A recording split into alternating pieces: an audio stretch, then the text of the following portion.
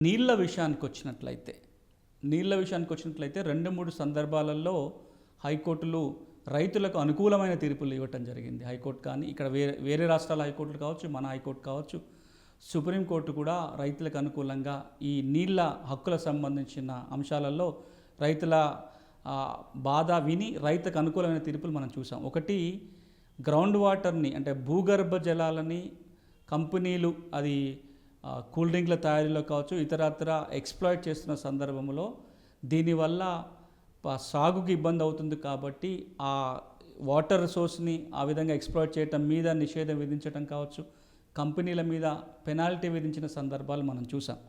అంతేకాదు, వాల్టా చట్టం ఏదైతే ఉందో, తెలంగాణ రాష్ట్రంలో ఇప్పుడు అమల్లో ఉన్న వాటర్, ల్యాండ్ అండ్ ట్రీస్ చట్టం ఏదైతే ఉందో ఆ చట్టం కింద కూడా భూగర్భ జలాలను కాపాడటం కోసం, భూగర్భ జలాలని ఎవరైనా సరే అనుమతి లేకుండా ఎక్స్‌ప్లాయిట్ చేసినట్లయితే చర్యలు తీసుకోవటం కోసం ఆ చట్టంలో నిబంధనలు ఉన్నాయి. ఆ నిబంధనలు ఎప్పుడు కూడా కోర్టులు కూడా రైతులకు అనుకూలంగానే ఇంటర్ప్రిట్ చేసిన సందర్భాలు మనం చూస్తూ వచ్చాం.